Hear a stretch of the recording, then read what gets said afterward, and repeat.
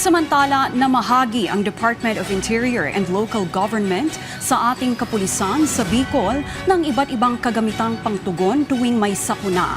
Sa tulong nito, lalong mapapabilis ang koordinasyon ng mga ahensya ng pamahalaan sa panahon ng emergency. Si Gary Carillo ng Radyo Pilipinas Albay sa sentro ng balita.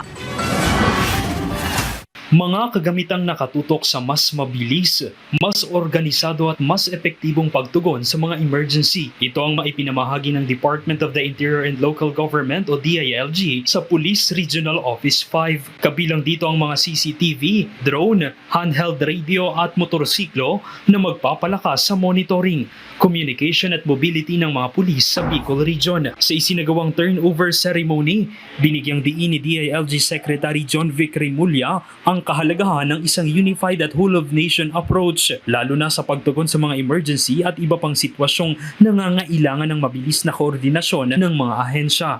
Sa buong Pilipinas, kung sunog, iba tatawagan mo. Kung ambulansya, iba tatawagan mo. Kung pulis, iba tatawagan mo. Ngayon, sa buong Pilipinas, sa lahat ng lingwahe, iisa na lang ang 911. Bukod sa mga kagamitang pang-monitoring at communication, tumanggap din ang PRO5 ng Mobile Command Post at Mobile Holding Facility. Magagamit ang mga ito sa pagpapatupad ng seguridad at pamamahala sa mga malalaking pagtitipon, aktibidad at iba pang malakihang operasyon sa rehiyon. Kaugnay nito, tiniyak ng Philippine National Police ang buong suporta nito sa pagpapalakas at pagpapatupad ng Unified 911 System, isang sistemang nakatuon sa mas mabilis na pagtanggap at pagtugon sa mga emergency call.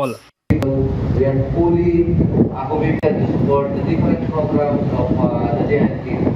Not only the Unified 911, but of course yung ating safer cities as well as ang ating tourist police would be the recipient of these items that being delivered.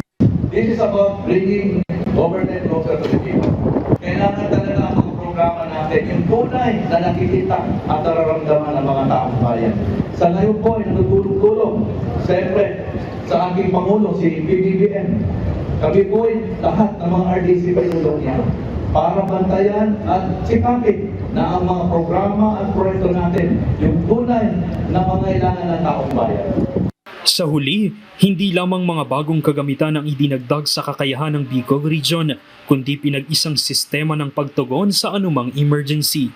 Mula rito sa Albay, para sa Integrated State Media, Gary Carillo ng Radyo Pilipinas, Radyo Publiko.